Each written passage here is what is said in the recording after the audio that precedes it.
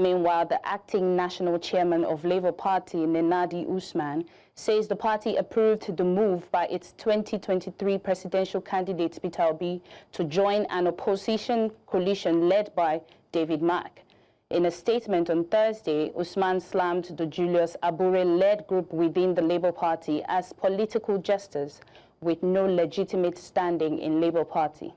Usman stressed that Abure and those behind the 48-hour ultimatum issued to Obi to resign are, in her words, neither recognized by the party nor by the law.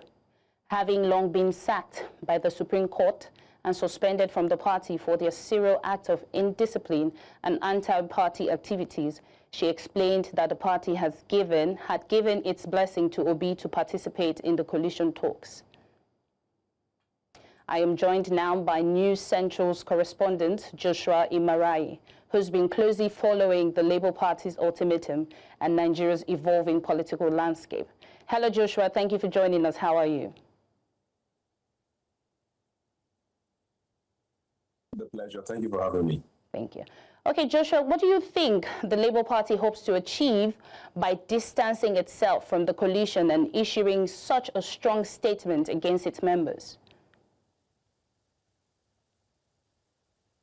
Well, first things first, we must understand that the Labour Party has not been devoid of any internal ramblings or crisis for a while now. They've had their own fair share of infighting, and this has taken longer for some time now. But the challenge remains that the INEC is yet to recognize who the authentic chairman of the party is. So, aside that, the Labour Party, particularly the faction of the Julius Abure-led committee, is trying to affirm its dominance and independence of the party, saying that they still hold the reins of power. That is what they are trying to achieve now. And on the other hand, the Nenadi Usman-led committee is still trying to say that we here are those who are responsible for the affairs of this party, and we have given the go-ahead to Peter Obi to go on with this move, particularly the coalition move, joining the ADC to form a group that they believe that will unseat the current government. So, however, what they are trying to achieve this moment is that they want to maintain their stance that they hold the reins of power. And this is being met with vehement opposition from the Nenadi Usman-led committee. So this is where we are right now. Okay. Can you tell us if we have any political analysts or commentators respond to the Labour Party rejection of this new Nigeria slogan? Is there any divide in the media over the coalition viability? Well, some, of course, for like any other issue, there will be those who are pro and those who are against it.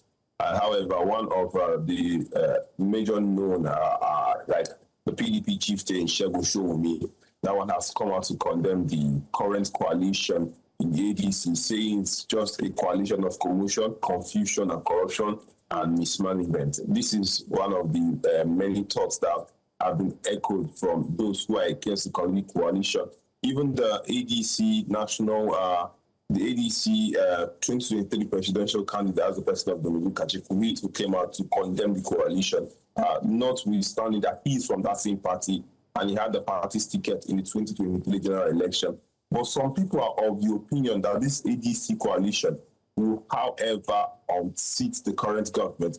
Those who share in the same sentiment are like the activist Deji Adeyanju. Deji Adeyanju, in several social media posts, lauded this particular coalition, saying that this is just the beginning, saying that if they should continue on this space, I think they will be having a sway at the current person sitting in power and the current leading political parties. Even the presidency has come out to issue statements saying that the coalition will bring Nigeria backwardness.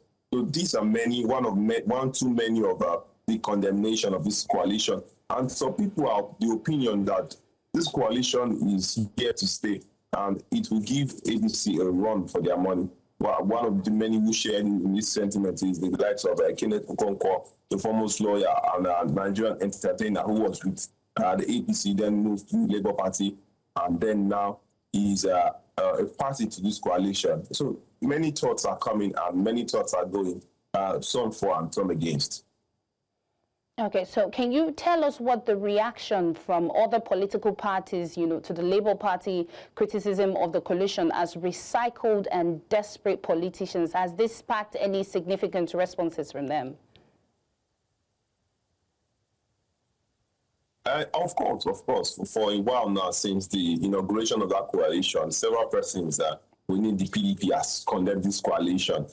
So, like I mentioned earlier, Segun Showunmi, he is against the coalition, saying that it is not for the benefit of Nigerians. And some pockets of people within the Labour Party, some disgruntled element by this coalition within the Labour Party and the PDP, they've condemned this particular coalition, saying that it's going to yield no fruit, and that it's just another round of recycled politicians coming together to do what they know how to do, but just to sway the thought of Nigerians, that Nigerians should be ready. But however, the ADC coalition is coming up to be a viable opposition to the government, citing the fact that it is more like a galaxy of stars. Let me borrow the words of Billy Momodu, saying that it is more like a galaxy of stars coming together to form an alliance to unseat. But we must not set aside the fact that this was the same footprint against Jonathan when Jonathan was in power, when Buhari was contesting for the presidency. This was the same alliance they made,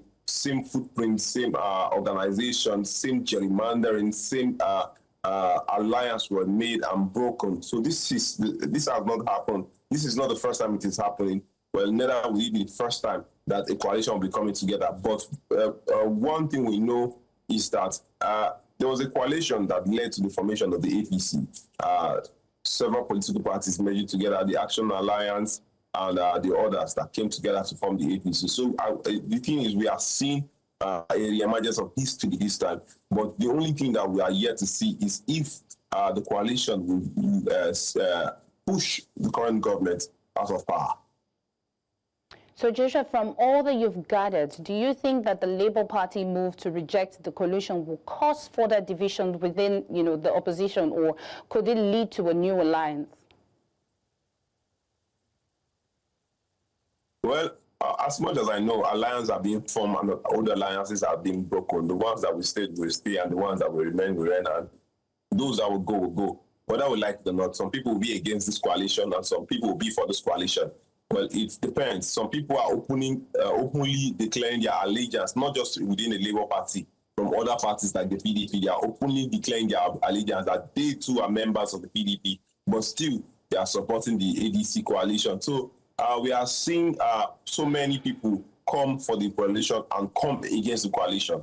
So this is a trend that we'll be seeing in any time from now. And of course, we'll be seeing some cost carpeting and some movement within political party leadership, as well as those within the National Assembly, notwithstanding that even after primaries of some political parties, some people will try to form new alliances with the ADC, either they are denied tickets in their primary parties, maybe their primary place of assignment, if I may say, they'll try and form new alliance to join the ADC and so on. So those are the political permutations we're expecting within now until the election day for the 2027 presidential election. Thank you so much, Joshua, for joining us at this time.